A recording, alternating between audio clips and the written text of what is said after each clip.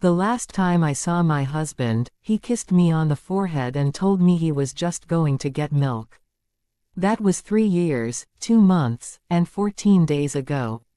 And the single most terrifying question that has haunted me every single second since that day isn't, where did he go? It's, why did his entire family look me in the eye, call me a murderer, and throw my 2-year-old daughter and me out onto the street 1 week later? We were surviving, barely, a life made of duct-taped dreams and silent tears. And I truly believed that the rain washing over us at that bus stop was just another cold, miserable moment in a lifetime that was now full of them. I was wrong. Because that's when the black Mercedes stopped. The window slid down, and I saw a face I hadn't seen in 12 years. My aunt, Eleanor. Her eyes were wide, urgent, filled with a storm of her own. She looked at me, at my shivering little girl in my arms, and she said, "Get in. Get in right now. I have to tell you something that will change your life forever." My name is Clara, and this is the story of how a 5-minute car ride unraveled a lie so vast, so cruel, that it redefined everything I thought I knew about love, family, and the man I called my husband. But what I didn't know, as I hesitated on that rainy curb, was that the truth about my husband's disappearance had been sitting in a safety deposit box just 10 miles away, waiting for me. And the key was in the hands of a woman I'd almost forgotten. My life before the disappearance was beautifully, boringly normal. I was a freelance illustrator, and my husband, Daniel, was a kind, mid-level architect who made bad pancakes every Sunday. His family, the Harlows, were old money, and they always made me feel like I was never quite good enough for their son. The day he vanished started like any other. He kissed my forehead, said he'd get milk for our daughter Lily's cereal, and walked out. He never came back. The first splinter of ice in my heart wasn't that he was late, it was that his phone went straight to voicemail. 53 times. After a week of frantic searching, my in-laws' feigned sympathy vanished. Beatrice stood in my living room, her eyes like stone, and accused me of taking $200,000 from Daniel's trust fund and making him go away. The betrayal was so absolute, so vicious, it stole the air from my lungs. They called me a murderer in front of my own child. And then they threw us out. Our belongings were in trash bags on the lawn. I stood there, holding my daughter, with $47 to my name, my world in ashes. The 3 years that followed were a gray blur of pain. We moved from a shelter to a tiny apartment. I worked 3 jobs, my body aching with a fatigue that felt bone deep. My creativity was extinguished, grief had stolen it. Lily stopped asking for her daddy, her silent questions breaking my heart anew every day. The lowest point came on her 4th birthday. I'd saved for a month to buy her a single cupcake. She blew out the candle and whispered, "I wish the rain would stop." She didn't wish for a toy or her father, she just wished for the weather to change. In that moment, I felt like the most colossal failure of a mother. And that brings us back to the rain. That afternoon, the bus was late, and Lily was shivering in my arms. I watched the dirty water swirl in the gutter, thinking this was all my life would ever be. Then, the Mercedes glided to a stop. The window hummed down, and there was Aunt Eleanor. Her voice was urgent, leaving no room for argument. "Get in right now." Every survival instinct screamed at me to run. But then she looked at Lily, her face crumpling with raw pain, and she whispered, "Please." For Lily. She knew her name. She knew my daughter's name. Hesitantly, I got into the warm, perfumed interior, a stark contrast to our damp, cold world. Eleanor looked at me, tears in her eyes, and said, "Oh, my dear girl, what have they done to you?" Her kindness shattered the dam I'd built around my heart. A sob escaped me, raw and broken. She explained she'd been looking for me for 6 months, that after my mother passed, she found a key in her belongings, a safety deposit box key. She held up the small brass key. "This is why I'm here.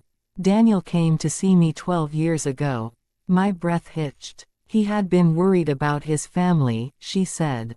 He told her that if anything ever happened to him, she was to give me this key. He'd given her a letter for me, with strict instructions not to open it unless he went missing or died. I never opened it, Clara. I thought he was being dramatic. I found it last week. And I read it. Her face was pale. Then I started looking for you. We drove to her hotel suite, a universe of space and quiet. After getting Lily settled with food, a miracle in itself, Eleanor placed the sealed envelope on the table. Daniel's handwriting. My hands trembled so violently I could barely open it. Before you open it, Eleanor said softly, Daniel wasn't who you thought he was. And his family, they are not just cruel, Clara. They are criminals. The letter was a confession and a goodbye.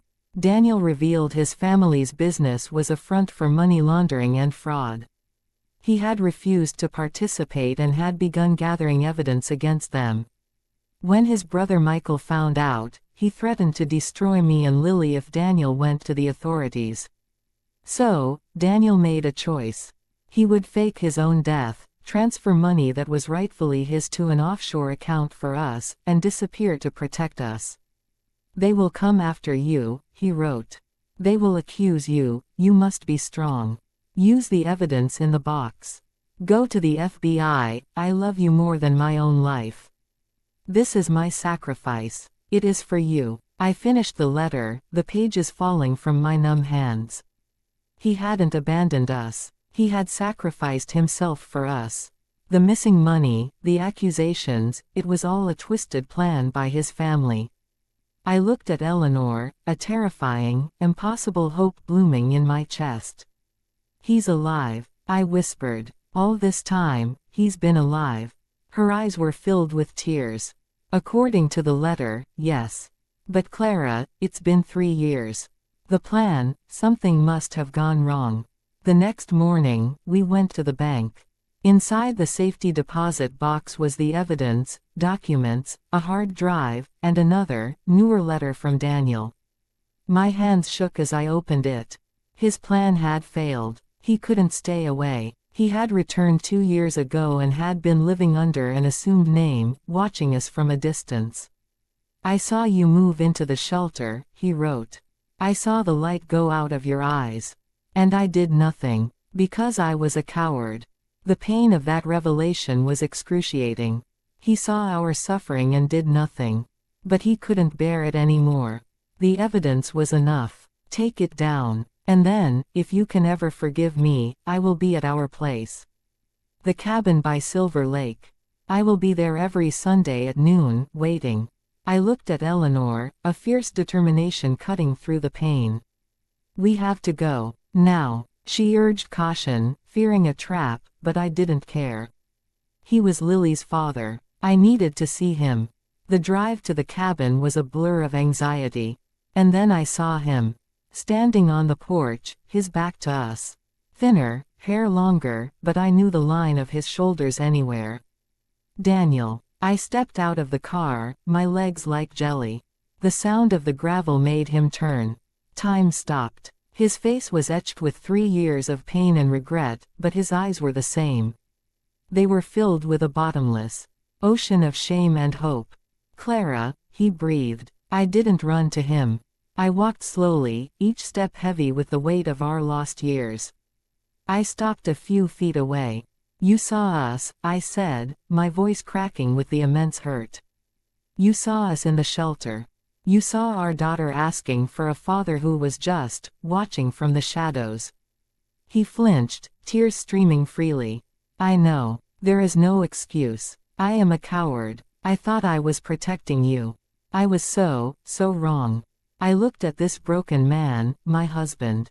The love I had for him hadn't died, it had been buried, and now it was resurfacing, raw and painful and real.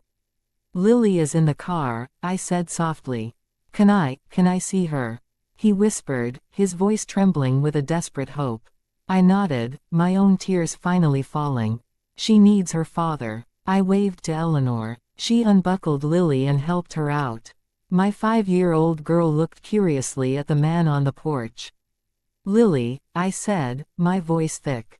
This is your daddy. Daniel knelt, his whole body shaking. Hello, Lily, he whispered. She looked at him for a long moment, her head tilting in that familiar way. Then, she took a small, hesitant step forward. And then another. And then she walked right into his open arms.